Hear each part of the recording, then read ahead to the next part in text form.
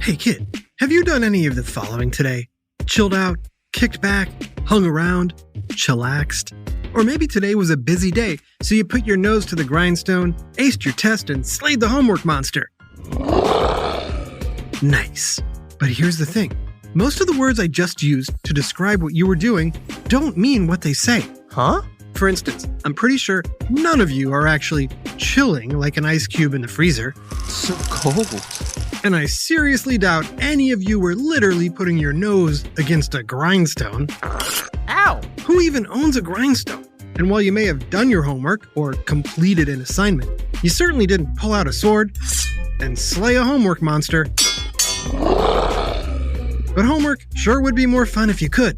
And it's certainly more fun to say. Which is why humans adapted fun, colorful ways of speaking. And we call that slang. But where did slang come from? Why do so many of us use it? And how are you able to decipher the meaning of new slang terms? It's time to chillax to another whiff of science on Who smarted? Who's smarted? Who's smart? Is it you? Is it me? Is it science or history? Listen up, everyone. We make smarting lots of fun on Who Smarted. Pretend for a moment you're an alien from another planet. Let's call you... Today, you're observing a 4th grade class.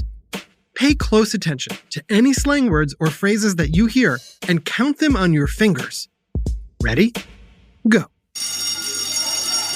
Good morning, class. Good morning, Mrs. Hogan. I'll be passing back the quiz you took yesterday. Wait, excuse me? Who are you? What's your name? Uh-oh, I think she's talking to you. Do you remember your name? Quick, say it. Interesting name. Okay, Katie, here's your quiz. Good job. Ooh, nailed it. Well done, Bobby. Sweet! I'm on fire! Val, this wasn't your best work. I don't know what happened. I studied my brains out. Whoa. Did you catch all the slang words and phrases being used? There were 4 of them. Did you get them all? Now, if you were an alien who only knew the English language based on what you had read in a dictionary, you'd probably be pretty confused right now. Especially when you heard, Ooh, nailed it. does that mean she took a hammer and pounded a nail into her quiz? Or what about when Bobby said, Sweet! I'm on fire!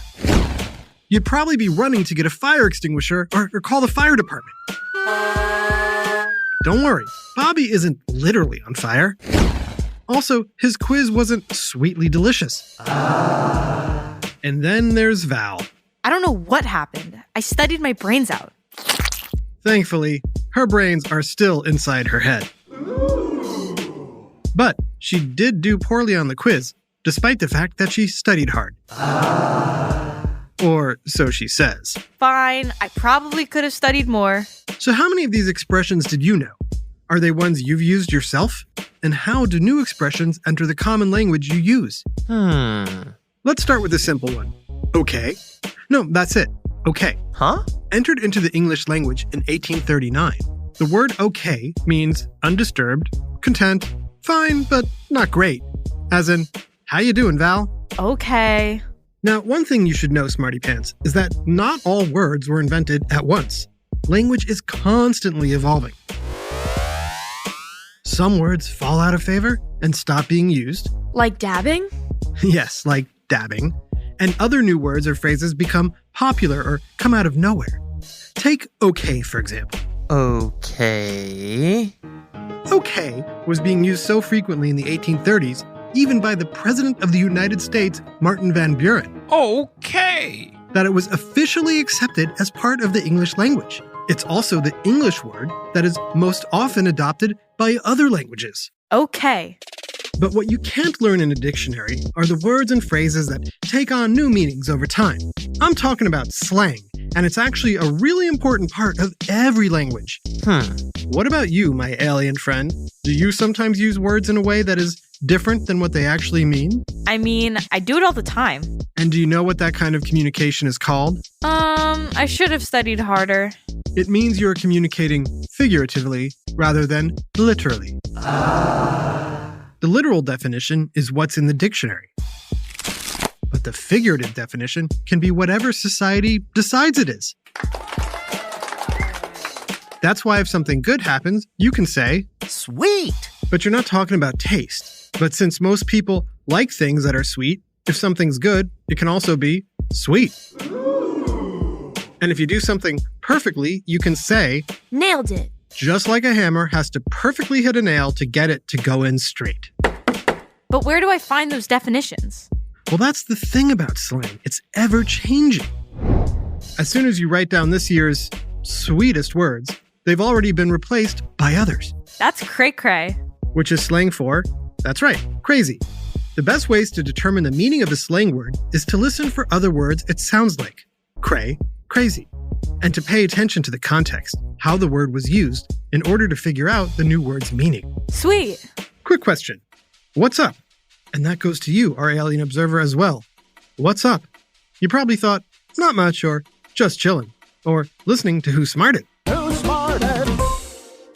But if you think about it, I didn't ask how you're doing or what are you doing. I asked, what's up? And you could have said the sky or the ceiling, but nobody does that. My dad does. Instead, you recognized a common phrase and responded appropriately. So, what's up is also slang? Not anymore. What's up has become an idiom. Idioms are phrases that have been around so long and are so widely adopted that everyone knows what they mean. Unless you're an alien. No offense. Slang, on the other hand, is so new that it hasn't quite reached all corners of society. I'm confused. Think of it this way. At some point, all languages start using words in new ways that aren't completely literal. But all those non-literal phrases have to start somewhere. And I'll give you a hint, it's not in the dictionary. So, where do new words and phrases come from? What about you, Smarty Pants? Where do you think the best slang words and phrases come from? Here's a hint. They can be found in a classroom. Did you say your teacher? If so, That's cray. no, definitely not your teacher. But who else is in the classroom? Did you say kids? Young people are responsible for inventing and spreading slang as a way to create their own cool lingo, or kid code. Sweet. But hang on, there's another way to make new words go viral that's even more powerful than kids. Any ideas? I'll give you a hint. It's the reason you're able to hear me talking to you now. To find out where slang comes from and where it's headed in the future, stick around. Now back to Who Smarted. So, what's the main way cool new slang words appear? I don't know. Well, like I said, it's the same reason you're able to listen to this podcast right now. Who smarted? Technology. Technology at any stage in history majorly influences the language people use. Think of all the different terms that popped up because of computers, like surfing the web, going viral, spam, and hundreds more. But the influence goes way beyond computers. Because of telephones, we say, hold the phone, or phoning it in. Because of cars, we say, shifting gears, or stay in your lane, or refer to life in the fast lane. My dad loves that song. Of course, technology is more than just an influence. It's also the way we share slang. But how did slang spread before telephones or online?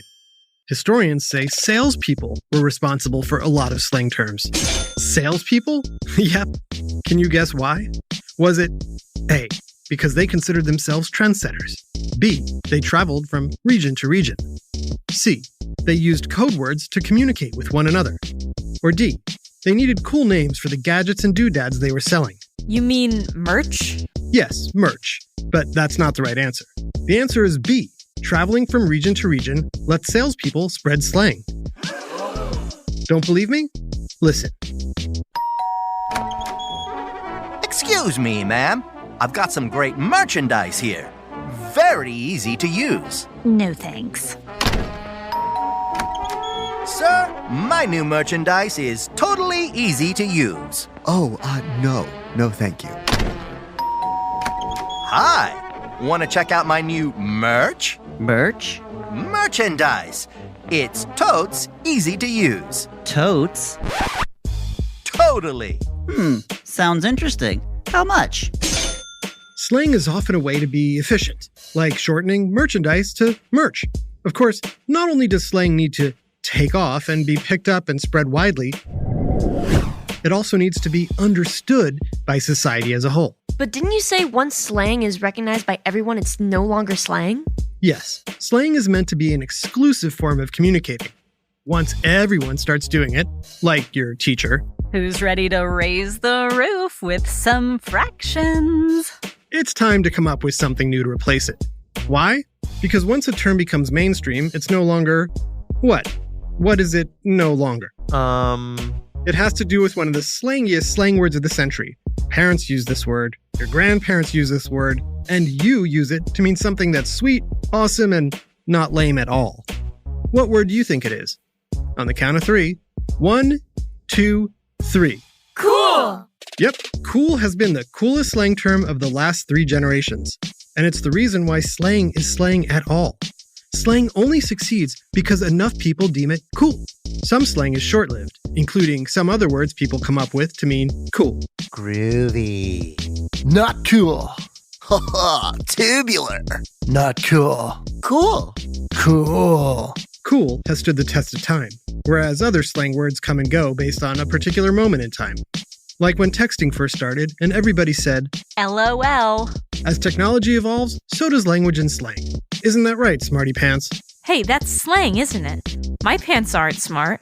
Nope, but the girl wearing them is. Good job, Val. Nailed it. A big shout out to our superfan Eiley in Galway, New York. Thanks for listening, Eiley. This episode's slang was written by Jenna Hobit and voiced by Jenna Hobit, Imogen Williams, Sheffield Chastain, Gia Davis, Max Kamaski, Adam Tex Davis, Jason Williams, and Jerry Colbert. Technical direction and sound design by Josh Hahn. Who Smarted is recorded and mixed at the Relic Room Studios. Our associate producer is Max Kamaski. The theme song is by Brian Suarez, with lyrics written and performed by Adam Tex Davis. Who Smarted was created and produced by Adam Tex Davis and Jerry Colbert.